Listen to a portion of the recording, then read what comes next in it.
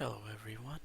Seems like I'm just doing a lot of stuff today in terms of uploading videos, but I decided this was some fun red shenanigans, so might as well talk about it. We got some info on some of the set 11 cards coming out, so figured I'd put together the not so mainline version of the deck. Realistically, this new Gogeta BR is supposed to be the new way of doing Veku and Gogeta BR fusions, but we're going to instead exploit the new extra card to make a one-drop skillless deck. So essentially, you have 4 copies of the new Goku and Vegeta BR. They're 10k one-drop skillless, just like every other skillless one-drop. And we have the new extra card, which if our leader card is a Gogeta, we get to pick one of 2 effects. We can look through our deck and pick one Goku BR and one Vegeta BR that are skillless one-drops and play them or add them to our hand. In this case, we want to play them. The other option is we can do the same thing from the drop instead of from the deck. So even if for some reason all of our guys are out of deck, we can still do some drop recursion with them. And then we have 4 copies of Universe for Assemble, which essentially can take any one-drop skillless and from your drop and play it. So it doesn't do the deck, but it does it from the drop. Finally, there is actually another way to cheat these out, and that's our Unison, which is from the anniversary box, the Goku Jr., Vegeta Jr. The -1 lets us go through the deck or drop area and pick 2 skillless one-drops. The thing of note is the Goku Jr., Vegeta Jr. Unison and the Universe 4 symbol don't care about names, while the one-drop Gogeta support card specifically gets 1 of each.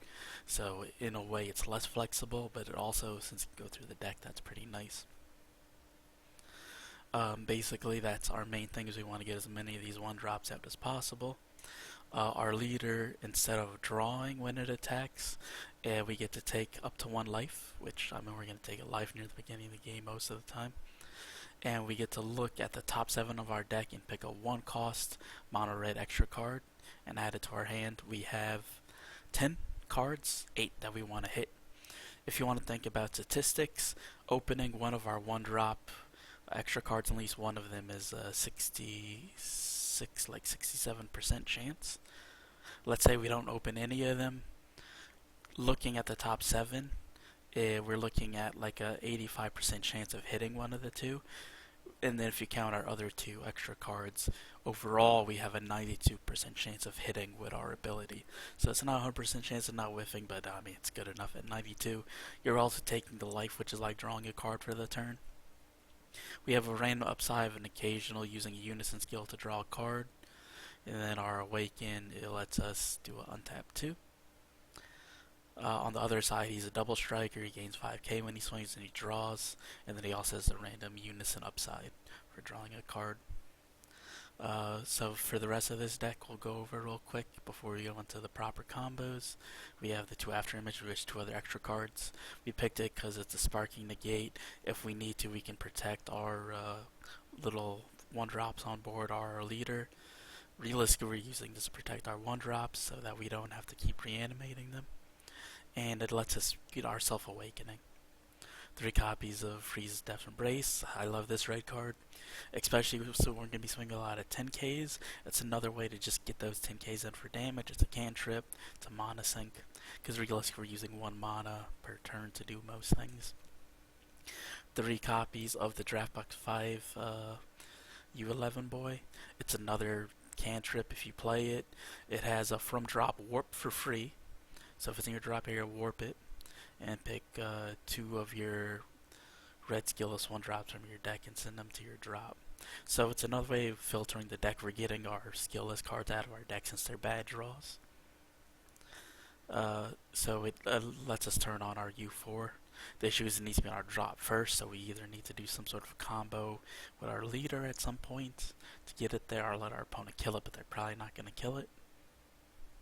Like I said before, we have 4 of the Goku, 4 of the Universe 4 symbol, which you already heard about, 4 of the Vegeta, for the main extra card for getting from the deck. Realistically, we want that turn 1 over the 4 Assemble, because we don't have to worry about getting anything in drop that way.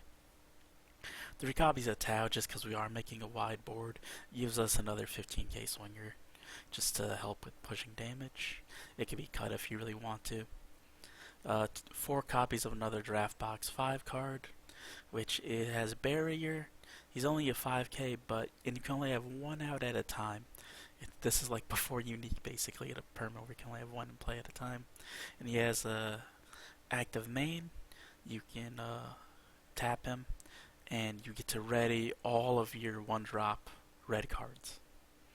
So essentially we're going to swarm the board with a whole bunch of 1-drop skillless, and we're going to get to untap and swing with them again, which is kind of cool. 4 of the Nappas, realistically, we tried in this game turn 2, turn 3, we might not be able to awaken. So that's why we want Nappas instead, because it gives us more combo power. We're essentially getting 20k over 2 swings, and this deck swings a lot. Next we have 4 of the TNs. You could cut this by 1 or 2. Essentially what it does is when we combo with it and we have a 10k power skillless battle card that it's being used in the combo for, we get to untap that card. So essentially we're discarding a card from our hand to make our skillless a 15 attacker for that battle. And it gets untapped, so we can either swing again, and it's going to be back to normal, of course, because that was only a combo, or you could keep it ready so it can't be swung at. Like I said, when it comes down to it, there's going to be some boosting and stuff. I'll get to that. And because of that, we can't always use the TN, which is why I could probably go down to 3 or 2. But it's really just for those games where you need that extra damage and you don't want to combo actual value stuff. But I mean, that's also the cool part about like the Universe 11 guy. We can combo him away, then he's in our warp or drop, so we can warp him. So we have ways to become 15 that doesn't kill our value. Next we have 4 copies of the Veku BR. So this one is the 15k. It's just a raw 15k, which is kind of we need. If for some reason we have these Gokus and Vegetas in our hand, they don't do well in our hand, it lets us get rid of them and play 15k. And then that lets us draw a card because of our random upside Gogeta. And if we really need to get card advantage, we could always put them back in our hand again. 3 copies of the Veku, same thing. It lets us get our Goku and Vegeta in our drop area. It has some removal effect if we want to return them to our hand. It's another draw card. And also, keep in mind these fusions are free. So they don't cost any mana to do their fusion ability. If you want, this could be a turn 3 play it just to recoup your Vegeta and Goku. But like I said, we don't really want them in our hand anyway. And finally, we have 4 copies of our Unison. So it's +1, makes itself and all of your 1-cost skillless cards get +5k. So it's an anthem effect for our deck for 1, which is kind of ridiculous if you think about it in terms of like Magic and other games. A +1 is a 3-cost anthem. It is only for the turn versus permanent, so that's worth mentioning. But what's really cool about this, if you have multiple, you can play one out for 1 mana. You can use the -1. It will die because of the -1. And you get to fetch 2 of your skillless. And then you can play another one and use the +1 of the other one. They're considered separate cards, and you get 1 marker ability for each unison that gets played for the turn. You can only have 1 unison at a time, but that doesn't matter because we're essentially using this like another copy of Universe 4 or the Goku Vegeta extra card when we do the -1, and then it's gone, but that leaves space in our unison area for a new one that lets us do our anthem effect. So realistically, turn 1, we want to try to do something to get 2 of these Goku and Vegetas out. Turn 2, we want to get another pair of the Goku and Vegeta out with 1 mana. Whether that be through this Goku Jr., Vegeta Jr., or through one of the other 1-drops. And then with our other mana for the turn, we want to use our unison to give our anthem effect. So essentially we're getting 4, 5 swings, 6 swings if you include the leader, 15k for everything but the leader since it's not awakened. If the leader is awakened, or if we can awaken our leader, that's just ridiculous though, because that will give us 2 more mana to play our 2-drop, which will let us untap all of our guys and swing for 15 again. Keep in mind, his untap does not care. It's not like Tien. It doesn't care if they're 15s or 10s, as long as they're just 1-drops. So we're going to get, in theory, 8 swings with 15k 1-drops, 1 unison swing for that's 9, and then our leader's going to be 10, and that's a double strike, 20k. So that's going to be pretty strong. So that's all this deck is. It's a go ham turn 2, maybe turn 3, wide board with a whole bunch of 1-drops and anthem effects. It's super efficient on your mana, since you don't really play this unison for more than that. It's fine if it dies, you could always play another one, or if you were planning on it dying, use the neg ability instead. So it's not really hurt by anything here. And if they really want to swing at your unison, that means they're not swinging at your 10Ks, so it's 1 less attack against your 10Ks. So I enjoy this. I'm liking a lot of low to the ground decks, especially in a format with such discard heavy. Discard doesn't really go online till turn 3, so when we make decks like this that try to win the game on turn 2, it gives us an advantage against those decks. Obviously, there's issues like topo and stuff. That's where you can sideboard or swing differently, and then wait till next turn. They can only have so many topos.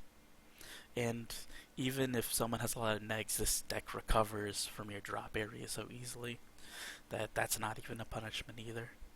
So you'll find it pretty easy to get your swings in with this deck. Hopefully everyone enjoyed that. I'll put a link to the deck list in the description later. Not all these cards are on DBS meta decks thing right now. I kind of did a little image edit to make it look like they're in the deck. So I will get that updated as soon as I can. I hope this was fun for everyone. I hope you guys are excited for little aggro swing face decks. Best of luck everyone. Bye.